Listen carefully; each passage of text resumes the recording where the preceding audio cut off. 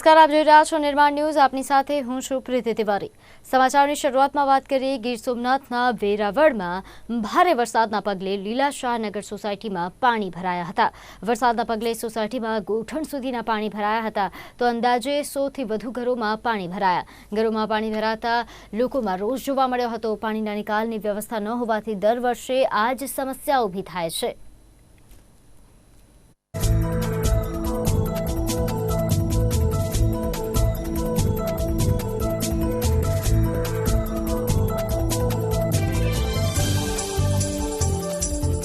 અહીં છેલ્લા 25 વર્ષથી પાણીની સમસ્યા રહી છે। 3-4 ઇંચ વરસાદ પડે ત્યાંથી લીલાશાહ નગર ભરાઈ જાય છે પાણી। છેલ્લા 25 વર્ષથી અમે આટલી રજૂઆતો કરીએ છીએ નગરપાલિકાને, પણ દર વખતે પાણીનો પંપ મૂકી જાય, થોડું પાણી કાઢે, પાણી જાય ન જાય, વળી પાછી એની સમસ્યા જો એ ગયા આજે કાલે કાઢી લેતા પાછું એટલું ને એટલું પાણી છે। એટલે આ સમસ્યા કાયમી છે, કાયમી નિકાલ થાય એવી અમારી અંદર અરે પાણી છેલ્લા અઠવાડિયાથી ભરાયેલું છે। પાણી નીકળતું નથી એટલે એટલું પાણી ગંદુ થાય છે, એટલે ગંદકી વધી જાય છે અને બીમારી પણ વધી જાય। અહીં 150 મકાન છે લીલાશાહ નગરના 150 મકાન, એટલે એ બધાને ધ્યાનમાં રાખી નગરપાલિકાએ તાત્કાલિક છેલ્લા ઘણા વર્ષથી આ સમસ્યા છે। અંદર 150 મકાન છે પણ પાણીની કોઈ વ્યવસ્થા નથી, ગટરના પાણીના નિકાલની વ્યવસ્થા નથી, કાંઈ લગભગ તો કાંઈની પરિસ્થિતિ છે। થોડોક વરસાદ આવે એટલે પાણી ભરાઈ જાય। અમારે તો ઘરમાં બધાને છેલ્લે તો અડધા ખંડું એટલું પાણી ઘરમાં, લગભગ પાણી ગંદારું, ગટરનું જ પાણી એકદમ ગંદકી। અહીંયા 150 મકાન છે અને આ જ પરિસ્થિતિ દર ચોમાસે આજે રજૂઆત કરીએ તો પણ કાંઈ નથી થતું। ગટરના પાણી પંપ આવે, રાતે પાણી કાઢીને હોય છે, સવારે પાછું એને હોય, કોઈ કાયમી વ્યવસ્થા તો છે જ નહીં। અને અમારે તો ઘરમાં પાણી કરશે ગંદુ જ પાણી, ઘરમાં કેવું પાણી, વાહન આવે એટલે સીધું પાણી ઘરમાં, ગટરના પાણીની કાયમીની નિકાલ તો કંઈ છે જ નહીં।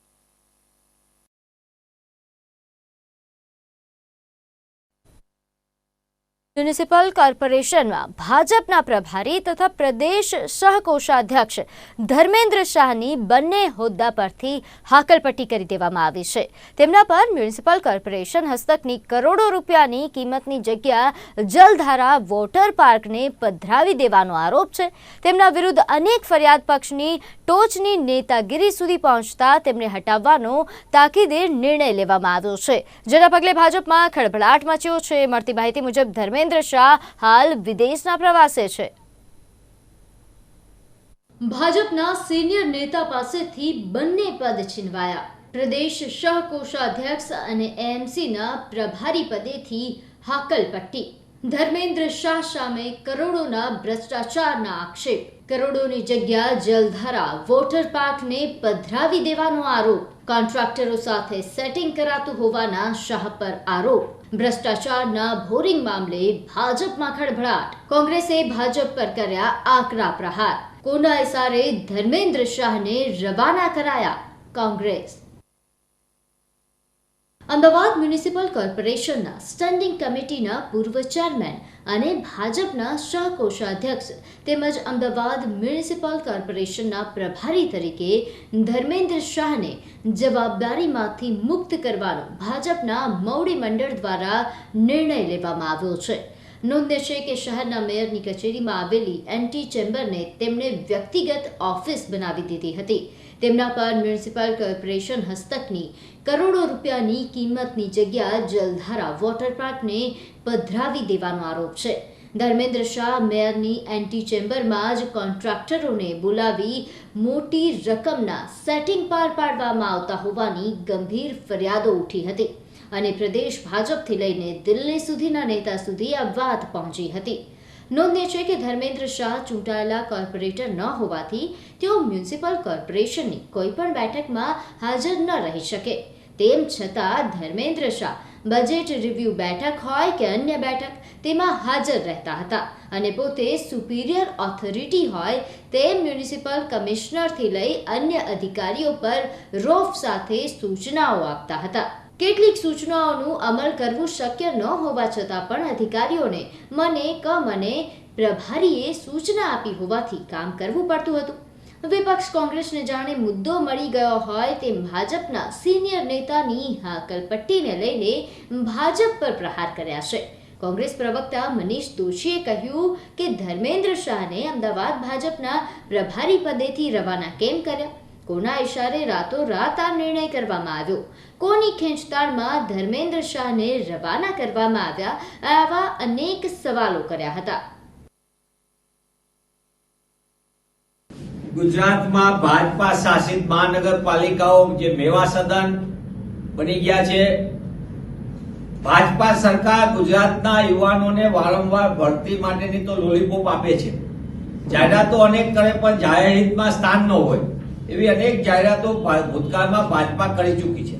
ગુજરાતના યુવાનો સાથે છેતરપિંડી કરનાર ભાજપાએ હવે પોતાના જ પક્ષના પદાધિકારીઓ હોદ્દેદારો સાથે પણ કેવી છેતરપિંડી કરી શકે એનો બેનમૂળ નમૂનો અને ભાજપાના આંતરિક ગજગાનો ઉત્તમ નમૂનો વધુ એક વખત ગાંધીનગર મહાનગરપાલિકામાં જોવા મળ્યો છે.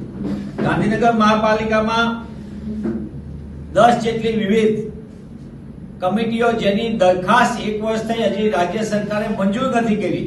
કમિટીના અસ્તિત્વને જે અસ્તિત્વમાં જ નથી એવી કમિટીને જેની દરખાસ્ત રાજ્ય સરકારમાં પેન્ડિંગ છે એ કમિટીના ચેરમેન, વાઇસ ચેરમેન અને સભ્યની નિમણૂક કરી દેવામાં આવી છે.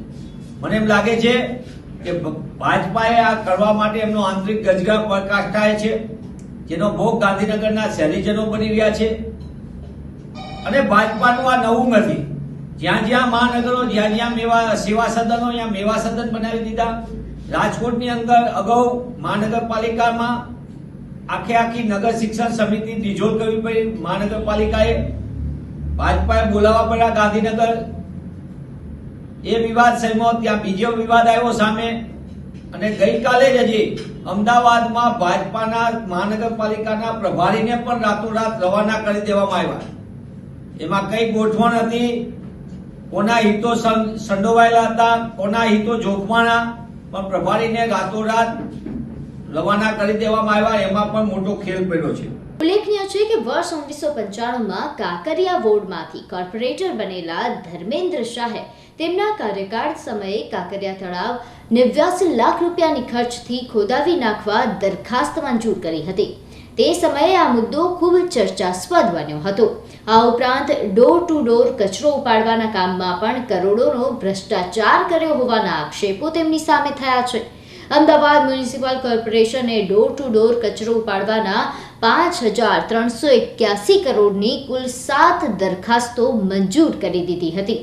આ દરખાસ્તો મંજૂર કરવામાં ધર્મેન્દ્ર શાહે કરોડો રૂપિયા લીધા હોવાનો આક્ષેપ છે. જ્યારે તેમના કહેવાથી જ જલધારા વોટર પાર્કની લીઝ રિન્યૂ કરવામાં આવી છે અને તેમાં પણ ભ્રષ્ટાચાર કર્યો હોવાનું સામે આવ્યું છે. એએમટીએસમાં 200 નોન એસી અને 100 એસી બસો સપ્લાય કરવા માટે પોતાના ભાગીદાર એવા કોન્ટ્રાક્ટર આનંદ ડાગાને ફાયદો કરાવવા ધર્મેન્દ્ર શાહે 2 મોટી કંપનીઓને બ્લેક લિસ્ટ કરવા દબાણ કર્યું હતું અને કહેવાય છે કે આ ધંધામાં તેઓ ભાગીદાર પણ છે. શીતલ ડાગાને મેયર બનાવવા તેમણે ભારે દબાણ કર્યું હતું. જોકે તેમાં તેમને સફળતા મળી નહીં. શીતલ ડાગા એ ધર્મેન્દ્ર શાહના ખાસ ગણાતા આનંદ ડાગાના પત્ની છે. મળતી માહિતી મુજબ ધર્મેન્દ્ર શાહ હાલ વિદેશના પ્રવાસે છે. કરોડોના ભ્રષ્ટાચારના મુદ્દે ભલે હાલ ધર્મેન્દ્ર શાહને રવાના કરી દેવામાં આવ્યા હોય, પરંતુ તેમણે આચરેલા ભ્રષ્ટાચારના કારણે અનેક સવાલો થઈ રહ્યા છે અને સત્તાધારી પક્ષ બેક ફૂટ પર આવી ગયો છે.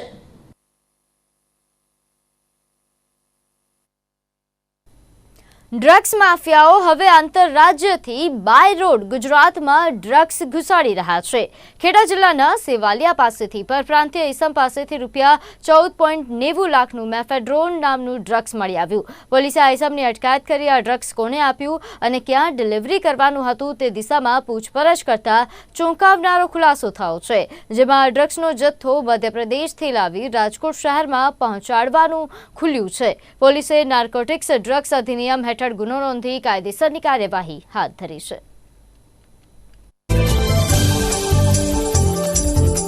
ગઈકાલ તારીખ 20/7/24ના રોજ સેવલિયા પોલીસ સ્ટેશન ખાતે સર્કલ પોલીસ ઇન્સ્પેક્ટર છે AR ચૌધરી એઓની એક માહિતી મળેલી કે એક ઈસમ કે એનું સ્પેસિફિક વર્ણન મળી આવેલું એ વર્ણનવાળો ઈસમ એ કોઈ પ્રતિબંધિત ડ્રગ્સ લઈને સેવાલિયા રેલવે બ્રિજ નજીક આવી રહી છે.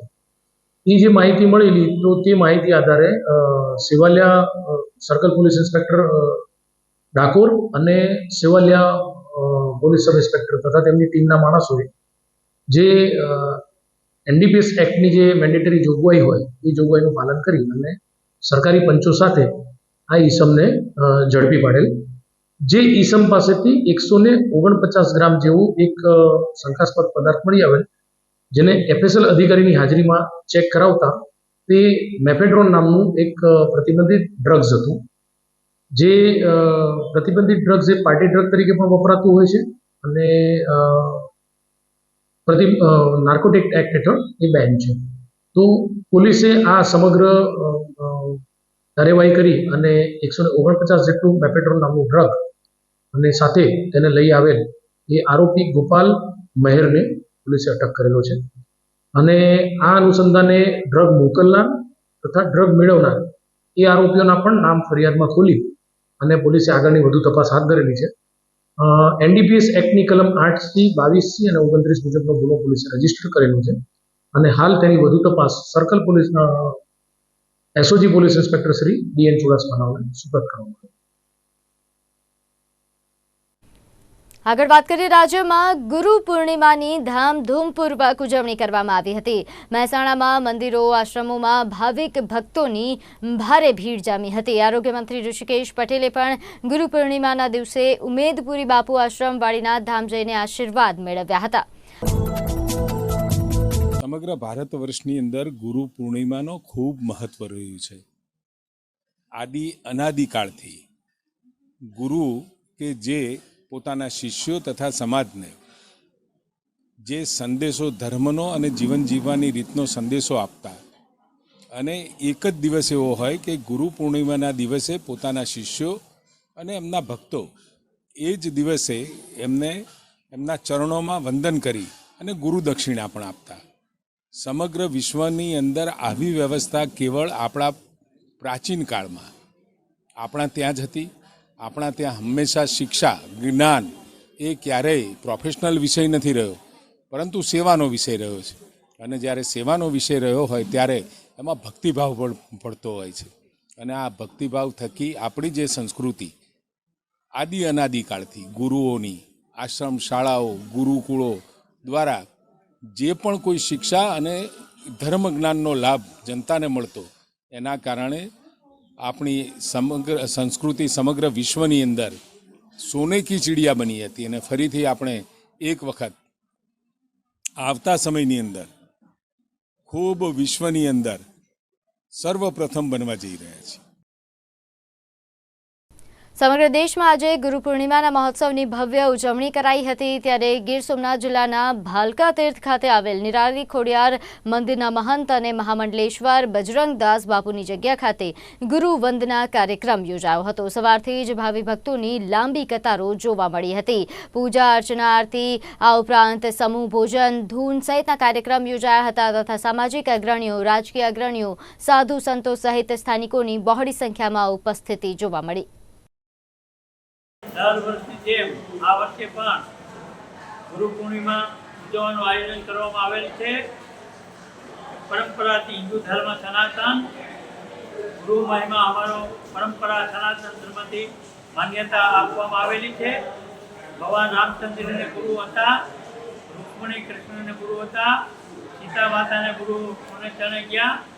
અને ગુરુને ચરણે કોઈ બી દાસો અમારા હિન્દુ ધર્મમાં કોઈ ડુંગરા હોય નહીં, દૂર રહેવું પણ નહીં, અંધશ્રદ્ધાથી દૂર રહેવું. અને બને ત્યાં સુધી સુપાત્ર સંતોના ચરણે જાઓ તો તમારું કલ્યાણ થશે. એટલે દર વર્ષે ઉજવવી રીતે અમારા પ્રોગ્રામ ચાલુ જ રહેશે. આજે ગુરુ પૂર્ણિમાના પાવન પ્રસંગે નિરાલી ખોડિયાર મંદિરમાં પૂજ્ય બજરંગદાસ બાપુના આશીર્વાદ લેવા માટે અમે સૌ ભારતીય જનતા પાર્ટીના હોદ્દેદારો, પદાધિકારીઓ આજે બધા એવા છે. આજે ગુરુ પૂર્ણિમાનો પાવન પર્વ છે. અમે દર વર્ષે અહીંયા બજરંગદાસ બાપુના આશીર્વાદ લેવા માટે અમે આવીએ છીએ. આજે ગુરુ પૂર્ણિમાના પાવન પ્રસંગે આજે કુદરત પણ મહેર છે, દરેક જગ્યાએ ખૂબ સારો વરસાદ છે અને સમગ્ર જગ્યાએ લીલોતરી પ્રસરી ગઈ છે.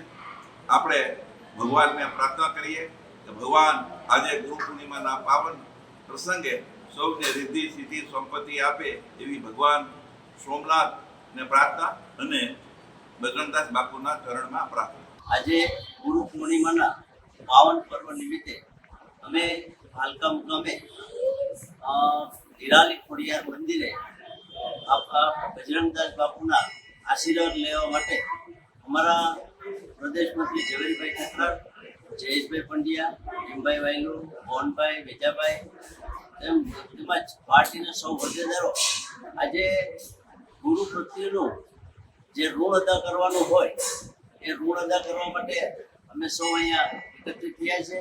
બાપુના આશીર્વાદ મેળવી અને ભગવાન સોમનાથ દાદા સમગ્ર સૃષ્ટિમાં સુખ, શાંતિ, સમૃદ્ધિ, ઐશ્વર્ય અને સારું આનંદીય જળવાઈ જાય એવી દાદા પાસે આજના પાવન પર્વે અમે પ્રાર્થના કરીએ છીએ. છોટાઉદેપુર ખાતે મોટા મિયા માંગરોળના સાજદા નાશરીન હાજી પીર સૈયદ નિઝામુદ્દીન ચિસ્તી બાવા સાહેબનો 68મો ઉર્ષ ઉજવાયો હતો અને ગુરુ પૂર્ણિમાના સમન્વય નિમિત્તે શ્રદ્ધાળુઓનું ઘોડાપુર ઉમટ્યું હતું. સુરત સહિત દક્ષિણ ગુજરાત અને મધ્ય ગુજરાતમાં હાજી પીર નિઝામુદ્દીન બાવા સાહેબના હજારો ભક્તો છે જે આ ઉર્ષના મેળામાં ઉમટતા હોય છે અને પોતાના પીર ગુરુ એવા બાવા સાહેબની શાનમાં ભજનની રમઝટ બોલાવે છે. યોગાનુયોગ એક તરફ ઉર્ષનો પ્રસંગ અને સાથે આજે ગુરુ પૂર્ણિમા પણ છે ત્યારે આજના દિવસે શિષ્યો ગુરુના શરણે જતા હોય છે. ત્યારે છોટાઉદેપુર ખાતે હાજી પીર નિઝામુદ્દીન બાવા સાહેબની દરગાહ ખાતે તેમના સેંકડો અનુયાયીઓ ઉમટી પડ્યા હતા.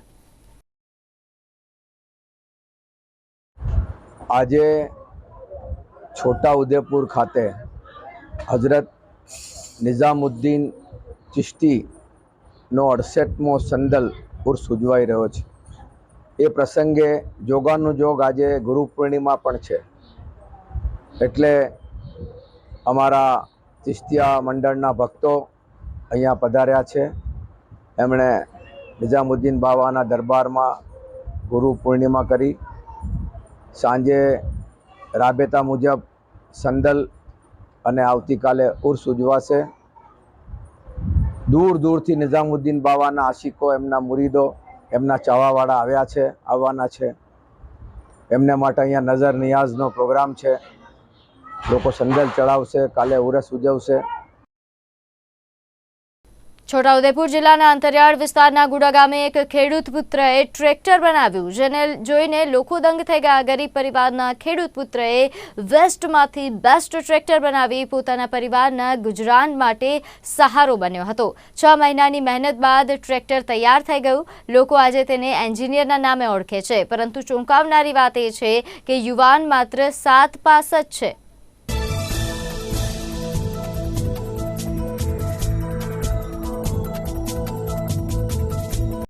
આજે આ ગુડા ગામમાં નંદુભાઈ નાયકા ખાલી ધોરણ 7 પાસ છે પરંતુ એને નાનપણમાંથી એક રમકડામાં બનાવવામાં શોખ હતો. એમાં પાણીની મોટર હું બનાવેલી પહેલો બી નાની. એવું કરતાં કરતાં એના ઘેરે ભંગાર મોટરસાઇકલ હતી. એનો આઈડિયા એને આવ્યો કે મેં ટ્રેક્ટર બનાવું એમ.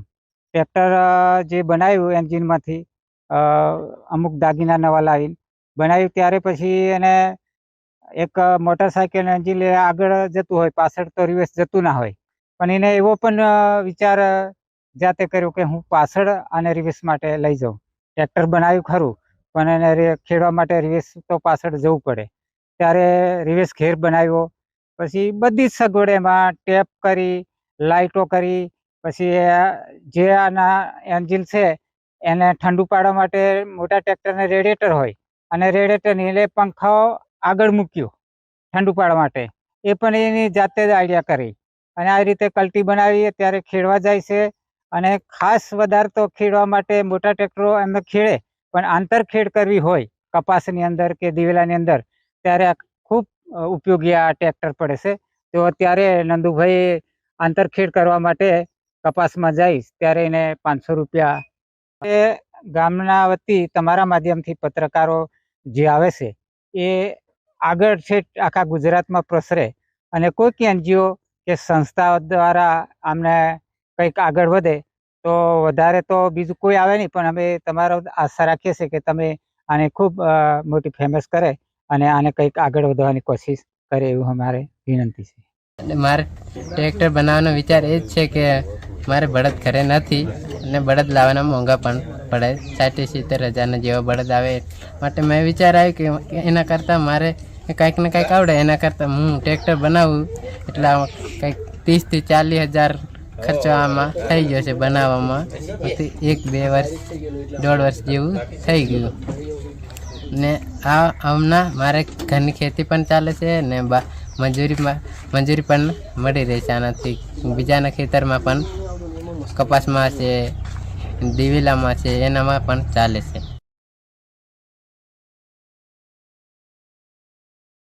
આજે કેટલીય શાળાઓ વિશે સાંભળતા હોઈએ છીએ કે શાળામાં પીવાના પાણીની સમસ્યા, ઉઘાડી છત, બાળકો આકાશ નીચે ભણવા મજબૂર વગેરે વગેરે. આ બધી વાતો વચ્ચે નડિયાદ તાલુકાની ચકલાસી સરકારી પ્રાથમિક શાળા રાજ્યની પ્રથમ સોલાર સંચાલિત શાળા બનતા આજે રાજ્યની હર કોઈ શાળા, વાલીઓ, વિદ્યાર્થીઓ એ તેનું ધ્યાન ખેંચ્યું છે. આજે કેટલીય શાળાઓ વિશે આપણે સાંભળતા હોઈએ છીએ કે શાળામાં પીવાના પાણીની સમસ્યા, ઉઘાડી છત, બાળકો આકાશ નીચે ભણવા મજબૂર છે વગેરે વગેરે. આ બધી બાબતો વચ્ચે નડિયાદ તાલુકાની એક ચકલાસી સરકારી પ્રાથમિક શાળા, જે રાજ્યની પ્રથમ સોલાર સંચાલિત શાળા બનતા આજે રાજ્યની હર કોઈ શાળા, વાલીઓ, વિદ્યાર્થીઓ એ તેનું ધ્યાન ખેંચ્યું છે. ચકલાસીની બ્રાન્ચ સરકારી શાળા કે જ્યાં દાતાઓ દ્વારા એસીનું દાન કરવામાં આવ્યું હતું, પરંતુ ધરખમ વીજ બિલ ભરવાનો બોજ હતો. જો કે આ દરમિયાન સરકાર દ્વારા શાળાને 25 વોટ સોલાર સુવિધા પૂરી પાડવામાં આવતા આ શાળા રાજ્યની પ્રથમ સોલાર સંચાલિત એસી શાળા બની છે. અમારી શાળાના ન્યૂઝ વાંચ્યા હશે કે ગુજરાતની એકમાત્ર સોલર સંચાલિત સરકારી પ્રાથમિક શાળા, એ બિલકુલ સાચા છે. અમારી શાળાને સરકારશ્રી તરફથી 25 કિલોવોટનું સોલર સિસ્ટમ મળી છે અને આ સોલર સિસ્ટમ મળવાને કારણે અમે આખી સ્કૂલને અમે સોલરથી એસી સ્કૂલ બનાવી છે. અમે આજે અમારો જે દ્રષ્ટિકોણ હતો કે શાળાને કઈ રીતે આપણે એસી બનાવાય અને પ્રાઇવેટ સમકક્ષ બનાવાય એ અમે પૂર્ણ કર્યો છે. આ તો તમે એસીના ન્યૂઝ વાંચ્યા, પણ અમારી શાળા શરૂઆતથી જ કંઈક ને કંઈક પ્રાઇવેટ સમકક્ષ કઈ રીતે લઈ જઈ શકાય એ હેઠળ ચાલી છે. શરૂઆતની અંદર વાત કરવામાં આવે તો અમારી શાળાની અંદર સ્માર્ટ ટીવીઓ દાતાઓની મદદથી લેવામાં આવ્યા હતા અને ક્લાસની અંદર એ સ્માર્ટ ટીવી ફિટ કરવામાં આવ્યા હતા. ધીમે ધીમે સરકારશ્રી તરફથી પણ શાળાઓને જ્ઞાનકુંજ પ્રોજેક્ટ હેઠળ એ સ્માર્ટ ટીવી આપવામાં આવ્યા હતા. આજે અમારી શાળાને સરકારશ્રી તરફથી 65 ઇંચના 7 LED ટીવી મળ્યા છે અને બાકીના જે વર્ગો છે, બાકીના વર્ગોની અંદર અમે દાતાઓની મદદથી એ સ્માર્ટ ટીવી લગાવેલા છે. શાળાને એસી બનાવીએ અને આ વિચાર અમારા શાળાના સૌ સ્ટાફ મિત્રોને આવ્યો અને દાતાઓ જોડે ચર્ચા વિચારણા ચાલુ જ હતી કે એસી તો લગાવી દઈએ, પણ જીબી નો ખર્ચ, લાઇટ બિલ વધારે આવે તો એનો શું વિકલ્પ કરી શકાય. એટલે ચર્ચા વિચારણા ચાલુ જ હતી કે આપણે સોલર સિસ્ટમ દાતાઓને મળીને ભેગા કરીને સોલર સિસ્ટમ લગાવીએ અને ત્યારબાદ એસી સ્કૂલ બનાવીએ. પણ એવા જ સમયે અમારી શાળાને સરકારશ્રી તરફથી 25 કિલોવોટનું સોલર સિસ્ટમ મળ્યું અને અમે જે અમારો સપનું લઈને ચાલ્યા હતા કે આજે શાળાને એક એસી સ્કૂલ બનાવી છે અને એ સપનું પૂરું થવા નજદીકમાં જ હતું અને જેવી સોલર સિસ્ટમ લાગી તરત જ અમારી શાળા દ્વારા દાતાઓનો કોન્ટેક્ટ કરવામાં આવ્યો. વારાફરતી એક દાતાઓ કરીને આજે અમારી શાળાની અંદર 11 એસી દાતાઓ તરફથી મળ્યા છે. શાળાની પસંદગી નરેન્દ્રભાઈ મોદીના સાહેબના કેન્દ્ર સરકારના એક પ્રોજેક્ટ પીએમશ્રી અંતર્ગત પણ થઈ છે, જેની અંદર હજુ સુવિધાઓ છે એના કરતા પણ વિશેષ સુવિધાઓ એ અમારી શાળાને મળવાની છે. એટલે આ તબક્કે પણ અમે કેન્દ્ર સરકાર, રાજ્ય સરકાર, તમામ શિક્ષણ વિભાગનો પણ શાળા પરિવાર વતી ખૂબ ખૂબ આભાર માનીએ છીએ. આ શાળા ભૌતિક સુવિધાઓથી સજ્જ શાળા છે. આ શાળાની અંદર કોઈ પણ ભૌતિક સુવિધા હવે બાકી રહી એવું નથી. સાથે સાથે શાળાના આચાર્ય દ્વારા પણ શૈક્ષણિક બાબતે યોગ્ય વાતાવરણ પૂરું પાડવામાં આવે છે. શાળાનો સ્ટાફ મિત્ર પણ બધા જ સારી રીતે કામ કરે છે અને આ બધાની અથાગ મહેનતને કારણે આ એક સરકારી શાળા પ્રાઇવેટ શાળાને અનુરૂપ બનવા જઈ રહી છે. આ વાલીઓને હું કહીશ કે આ પ્રાઇવેટ શાળાનો મોહ ન રાખતા એક વખત આ શાળાની અવશ્ય મુલાકાત લેજો. આ શાળા શૈક્ષણિક ક્ષેત્રે પણ આગવી નામના ધરાવે છે. સરકારની વિવિધ પરીક્ષાઓ જેવી કે જ્ઞાન સાધના, સીઈટી, NMMS જેવી વિવિધ સ્પર્ધાત્મક પરીક્ષાઓમાં પણ આ શાળાના બાળકો હંમેશા અવ્વલ નંબરે જ રહ્યા છે. ગુજરાતની અનોખી એક બ્રાન્ચ શાળા ચકલાસી. મારી શાળા વિશે કંઈક તમને 5 લીટી જણાવીશ. મારી શાળા સૌથી અલગ છે. મારી શાળામાં ટેકનોલોજી અને ભૌતિક સુવિધા પણ સુજ્જાત છે. મારી શાળામાં અભ્યાસની સાથે સાથે શૈક્ષણિક પ્રવૃત્તિ પણ કરવામાં આવે છે, જેમ કે એન્યુઅલ ડે, આનંદ મેળો, પ્રવાસ, સાયન્સ ફેર, એવી અલગ અલગ વગેરે જેવી સુવિધા પ્રવૃત્તિ પણ કરવામાં આવે છે. મારી શાળા ખૂબ સરસ છે. બધી જ સુવિધાની વ્યવસ્થા કરેલી છે. મારી શાળામાં ઘણું બધું છે, જેવું કે એસી, સ્માર્ટ ટીવી, વોશરૂમ. જમવા બેસે આપણે તો જમવામાં અમને તાપ લાગે છે, તે બદલ અમારા પ્રિન્સિપલ શ્રી પ્રતિકભાઈ પટેલે શેડ પણ બનાવ્યો છે. તે બદલ તેમનો ખૂબ ખૂબ આભાર માનું છું. મારી શાળા ખૂબ સરસ છે. Thank you. મારી શાળામાં અમને જ્યારે અમે પ્રાર્થના કરવા બેસે ત્યારે અમને તાપ ખૂબ જ લાગતો હતો, ત્યારે અમને સરકાર અમને ખૂબ જ મોટો શેડ કરી આપ્યો છે, અને શેડની નીચે અમે બેસીએ ત્યારે અમને પણ ખૂબ જ ગરમી જેવો અનુભવ થતો હતો. એટલે સરકારે પણ અમને પંખા લગાવી આપ્યા છે. અને અમારી સ્કૂલમાં અમારી બધા વર્ગખંડમાં ચિત્રો છે, અને ચિત્રોમાં પણ કોઈ જોવે તો કોઈ નાનું બાળક આવે તો એમને પણ ઉમંગ થતો કે હા, કેટલી સરસ મજાની સ્કૂલ છે. મને આ સ્કૂલમાં તો મને કોઈ ટીચર મારશે બી નહીં, એ રીતે ના બીક રાખીને આ સ્કૂલમાં ભણે છે, અને અત્યારે એ બહુ આમ સારામાં સારી નોકરી કરે છે. અને હું અત્યારે 8મા ધોરણમાં ભણું છું, અને જ્યારે હું અહીંયાથી વિદાય લઈને 9મા ધોરણમાં જઈશ તો મને આ સ્કૂલ ખૂબ જ યાદ આવશે. અને અત્યારે હાલમાં અહીંયા એસી પણ છે, એસી છે, પડપ છે, એવી ઘણી બધી સુવિધા છે. અને હમણાં વચ્ચે હું પ્રવાસમાં ગઈ હતી, જેમ કે સાપુતારા, એવા કંઈક અમને બધા ફરાવે છે, તો અમને ખૂબ જ મજા આવી ગઈ હતી. અને ખાવાનું પણ બહુ સરસ હતું, અને એમાં પણ અમને ખૂબ જ આનંદ થતો કે ત્યાં પિઝા ને આઈટમ બધી કેવી સરસ ખાવા મળે છે. આવી મારી એવી એક સરસ મજાની સ્કૂલ છે જે ભગવાને મારા નસીબમાં લાવી છે. એ માટે હું ભગવાનને થેન્ક યુ કહીશ. અને આ સ્કૂલમાં 400 બાળકથી ઉપર બાળકો ભણે છે, અને બાળકો પણ બહુ જ ઉમંગમાં છે કે મને આવી એસી જેવી સ્કૂલમાં બેસવા મળે છે. અને બધી ક્લાસમાં સ્માર્ટ ટીવી છે, ઓફિસમાં પણ એક ટીવી છે, એસી છે, સરસ મજાની સુવિધા છે. મધ્યાહન ભોજનથી માંડીને ગણવેશ, પછી અહીંયા જે નાસ્તો છોકરાઓને આપવામાં આવે છે, અહીંયા ક્લાસરૂમ છે, એની અંદર એસી છે, સ્માર્ટ ક્લાસ ટીવી છે, LED છે, અને અહીંયા મધ્યાહન ભોજન 1 થી 8 ધોરણમાં ફ્રી, પ્રવાસ પણ ફ્રી આપવામાં છોકરાઓને આવે છે. અહીંયા જે પ્રાઇવેટ જે સ્કૂલોમાં જે છોકરાઓ ભણતા હોય છે, એમના વાલીઓ અહીંની જે શિક્ષણ જોઈને ત્યાંથી બાળકોને અહીંયા ટ્રાન્સફર કરીને અહીંયા વધુને વધુ બાળકો લાવે છે, જેથી અહીંયા આ વર્ષે પણ હવે સ્કૂલ સંખ્યા થઈ ગઈ છે અહીંયા દર વર્ષ કરતા પણ.